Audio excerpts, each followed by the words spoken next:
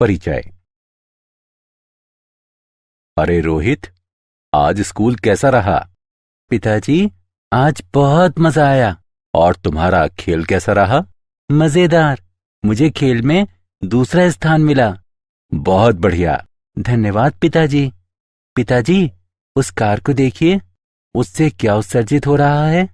शीशा ऊपर कर दो बेटा। कार से उत्सर्जित होने वाला पदार्थ वायु प्रदूषण पैदा करता है। ये पदार्थ हमारे स्वास्थ्य को भी प्रभावित करते हैं और इनसे दमा जैसे रोग होते हैं। क्या हम इसे रोक नहीं सकते पिताजी? हम वायु प्रदूषण को विभिन्न तकनीकों का उपयोग कर नियंत्रित कर सकते हैं। क्या तुम जानने के इच्छुक हो? हाँ पिताजी। ठीक है, मैं तुम्हें वायु व जल प्रदूषण के बारे में विस्तार से बताता हूं। उद्देश्य। इस पाठ के अंत में आप निम्न करने में सक्षम हो जाएंगे: वायु प्रदूषण व इसके नियंत्रण की व्याख्या करना, दिल्ली में वाहनों से उत्पन्न वायु प्रदूषण की व्याख्या करना, ध्वनि प्रदूषण पर चर्चा करना, जल प्रदूषण और इसके नियंत्रण के बारे में वर्णन करना, एकीकृत अपशिष्ट जल उपचार केस अध्ययन पर चर्चा करना।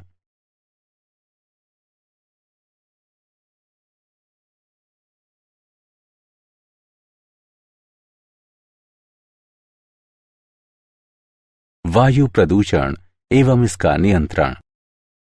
वायु, जल या मृदा का जीवों के लिए हानिकारक पदार्थों द्वारा संदूषण प्रदूषण कहलाता है। वैसे अपशिष्ट पदार्थ या वस्तु जो वायु, मृदा या जल को संदूषित करते हैं प्रदूषक कहे जाते हैं। वायुमंडल का गैसों, द्रवों या ठोस अपशिष्टों के द्वारा दूषण जो मानव, पौधों व जानवरों के स्वास्थ्य को प्रभावित करते हैं वायु प्रदूषण के रूप में परिभाषित किया जाता है।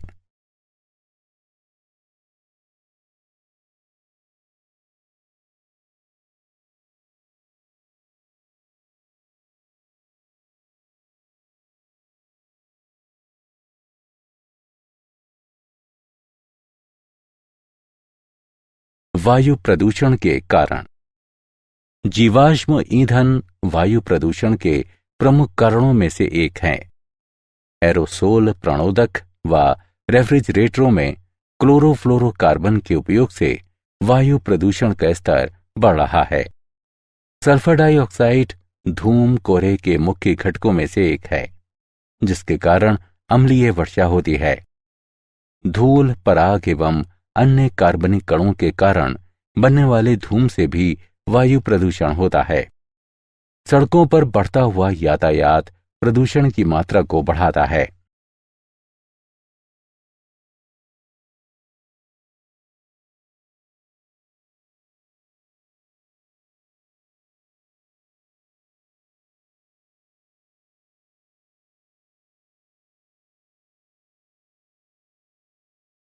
वायु प्रदूषण की नियंत्रण विधियां।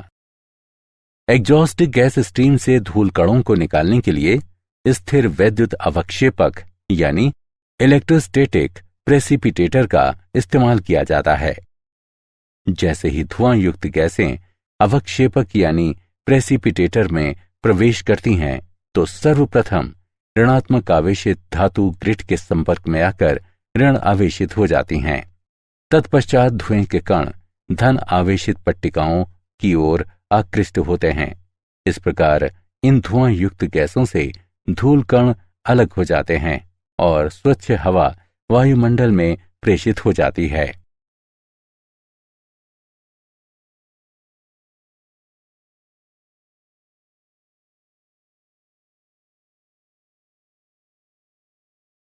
मार्जक स्क्रबर। मार्जक गैस से गंदगी दूर करने वाला एक उपकरण है।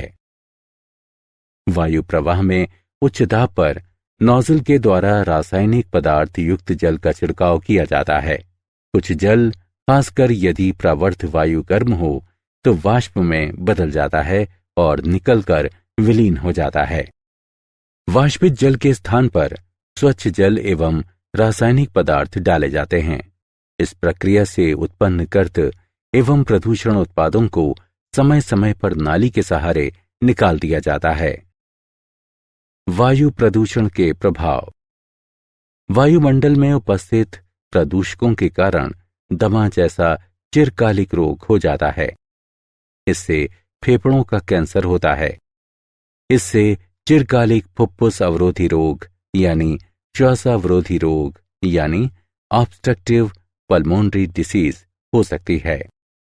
ओजोन गैस के संपर्क में आने से हमारी आंखों में जलन एवं खुजलाहट उत्पन्न होती है। कार्बन मोनोऑक्साइड गैस हीमोग्लोबिन से अभिक्रिया करके खून में प्रवाहित हो रही ऑक्सीजन की मात्रा को कम कर देती है। दिल्ली में वाहन जन्य वायु प्रदूषण पर नियंत्रण केस अध्ययन। दिल्ली का विभिन्न क्षेत्रों उद्योग, परिवहन एवं आवास में विकास हुआ है, जिसके फलस्वरूप वायु प्रदूषण में वृद्धि हुई है। इससे स्वास्थ्य के खतरों में वृद्धि होती है, जो श्वास रोगों में हुई वृद्धि में स्पष्ट दिखाई देते हैं। पिछले 8 वर्षों में दिल्ली में वायु प्रदूषण के स्तर में 5 गुना वृद्धि हुई है। रिपोर्ट के अनुसार दिल्ली में रहने वाले लोग सांस के साथ जहर ले रहे हैं। दिल्ली की हवाओं में लटकते अंतःश्वसनीय विविक्त पदार्थ रेस्पिरेबल सस्पेंडेड पार्टिकुलेट मैटर यानी RSPM की मात्रा लगभग 250 माइक्रोग्राम प्रति घन मीटर है, जो सामान्य से 4 गुना अधिक है। वहीं नाइट्रोजन ऑक्साइड की मात्रा 50 से 55 माइक्रोग्राम प्रति घन मीटर है, जो कि 40 माइक्रोग्राम प्रति घन मीटर की निर्धारित मात्रा से कहीं अधिक है। इन प्रदूषकों के कारण श्वासावरोध, दमा, फेफड़ों में संक्रमण एवं जन्मजात विकृति जैसे रोग उत्पन्न हो रहे हैं।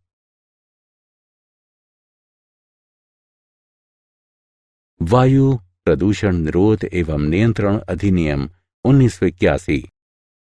वायु प्रदूषण निरोध एवं नियंत्रण अधिनियम सन 1981 में संसद द्वारा पारित किया गया, जिसका मुख्य उद्देश्य वायु प्रदूषण की रोकथाम, नियंत्रण एवं उपशमन है। वायु प्रदूषण निरोध एवं नियंत्रण अधिनियम के मुख्य प्रावधान इस प्रकार हैं।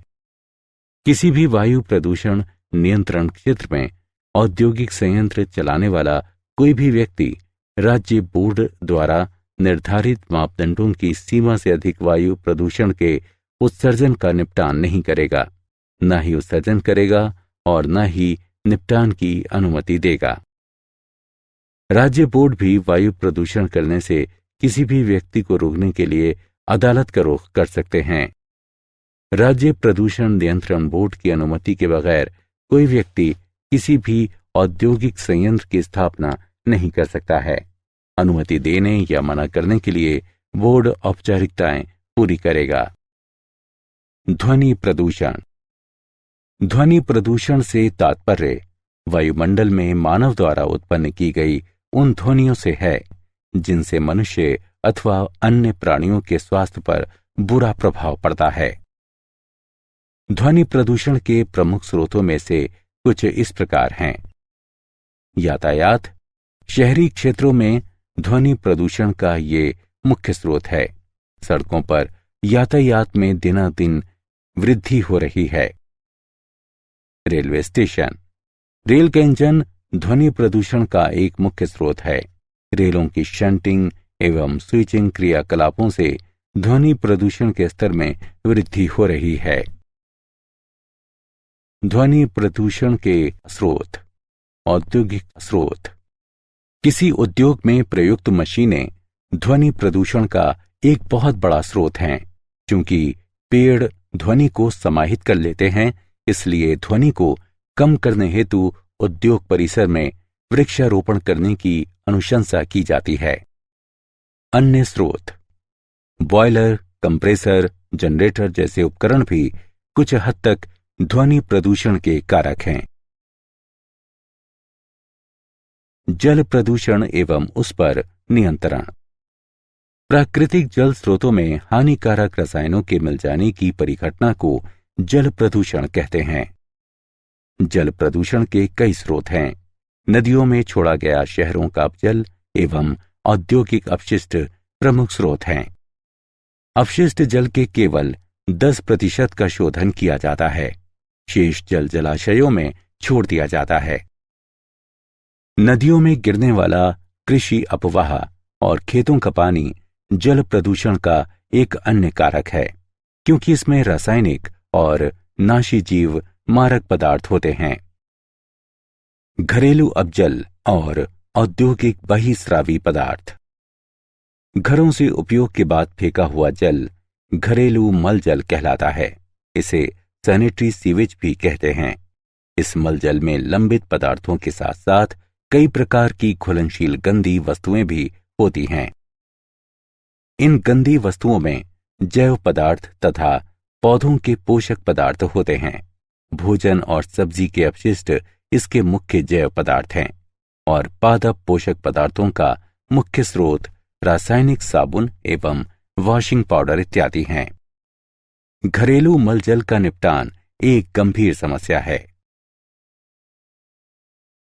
जैव रासायनिक ऑक्सीजन की आवश्यकता। सूक्ष्म जीवों द्वारा जैविक पदार्थ के अपघटन के लिए वांछित ऑक्सीजन की मात्रा को बायोकेमिकल ऑक्सीजन डिमांड या जैव रासायनिक ऑक्सीजन आवश्यकता कहते हैं। जैव रासायनिक ऑक्सीजन आवश्यकता की सहायता से उस जैव पदार्थ की मात्रा को मापा जाता है जो मल जल में अपघटित हो सकता है। ये मल जल शोधन संयंत्र के निर्माण का सर्वाधिक महत्वपूर्ण पैरामीटर है। घुलित ऑक्सीजन जल की गुणवत्ता के निर्धारण का एक महत्वपूर्ण कारक है। घुलित ऑक्सीजन की सांद्रता जितनी अधिक होगी, जल की गुणवत्ता उतनी ही अच्छी होगी।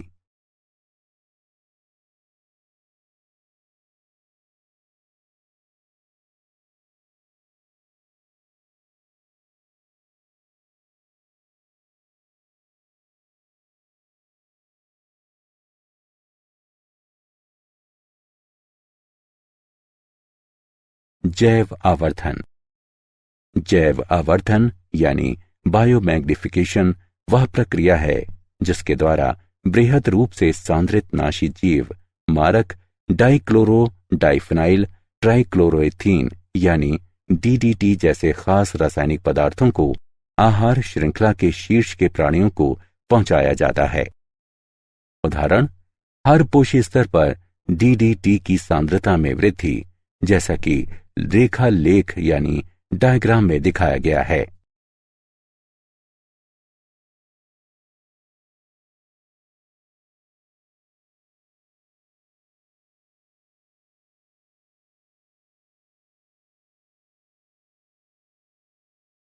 सुपोषण। जल के पुष्टिकारक गुणों के संवर्धन की प्रक्रिया जिसके फलस्वरूप अक्सर प्रजाति विविधता बिगड़ जाती है, सुपोषण कहलाती है। जलाशयों में अजैव यौगिकों के मिलने और जैव अपशिष्ट पदार्थों के अपघटन से जल की पौष्टिकता में वृद्धि होती है। इसके फलस्वरूप शैवाल, खासकर नीलाभ हरे शैवाल का विकास तेजी से होता है और ये जल की सतह को पूरी तरह से आच्छादित कर सकता है। शैवाल के इस विकास को शैवाल प्रस्फुटन कहा जाता है। शैवाल का ये प्रस्फुटन जल में अक्सर विषाक्त पदार्थ छोड़ता है और अन्य शैवाल के विकास को रोकता है। विषाक्तता या ऑक्सीजन की कमी से जलीय जीव मर भी सकते हैं।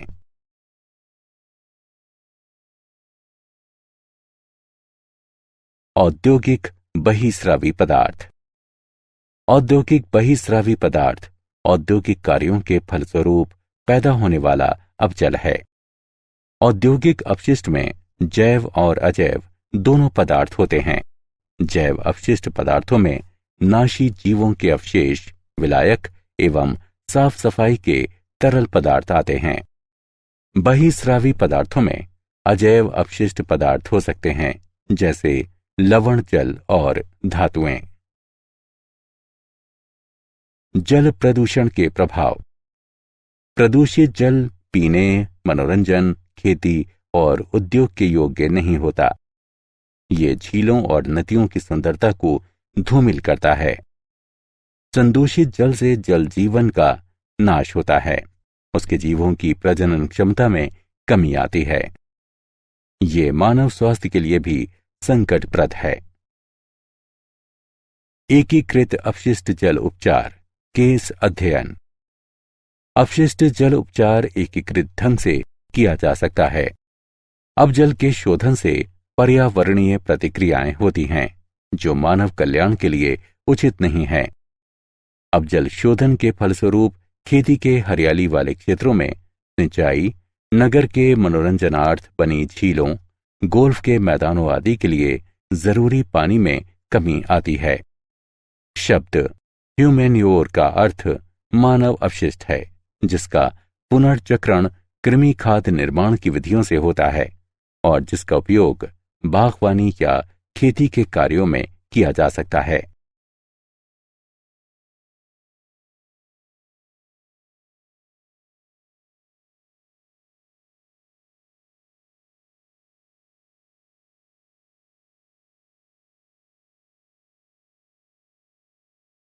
क्या आप जानते हैं 18 अक्टूबर सन 2012 को 14:36 पर कोलकाता से जारी रिपोर्ट में कहा गया है, पश्चिम बंगाल प्रदूषण नियंत्रण बोर्ड, जो 12 बुनियादी मानकों की निगरानी करता आ रहा है, के अनुसार पश्चिम बंगाल के नगरों में वायु की गुणवत्ता निर्धारित सीमाओं के भीतर है। ये मानक अंतःश्वसनीय विविक्त पदार्थ यानी RPM, PM10, PM2.5, nitrogen dioxide, ammonia, carbon dioxide, benzene, ozone, benzopyrene, arsenic, सीसा एवं निकल थे और इनका मापन श्याम बाजार, बेहाला, बैरकपुर और दुर्गापुर के 4 निगरानी केंद्रों पर होता है।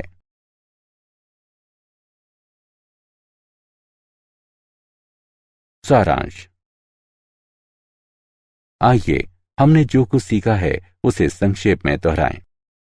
सजीव प्राणियों के लिए हानिकारक पदार्थों के कारण वायु, जल और मिट्टी के होने वाले संदूषण को प्रदूषण कहा जाता है। मानव स्वास्थ्य और पेड़ पौधों तथा पशुओं के स्वास्थ्य को प्रभावित करने वाले गैसीय, द्रव या ठोस अपशिष्ट के कारण वायुमंडल के होने वाले संदूषण को वायु प्रदूषण कहा जाता है। स्थिर वैद्युत यानी इलेक्ट्रोस्टैटिक अवक्षेपक और मार्जक का उपयोग वायु प्रदूषण पर नियंत्रण के लिए किया जाता है।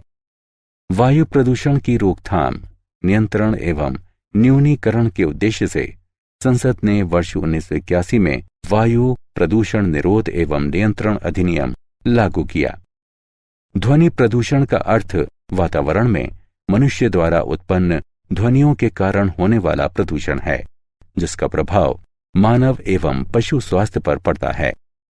प्राकृतिक जलाशयों में हानिकारक रासायनिक पदार्थों के मिलने से उत्पन्न प्रदूषण को जल प्रदूषण कहा जाता है।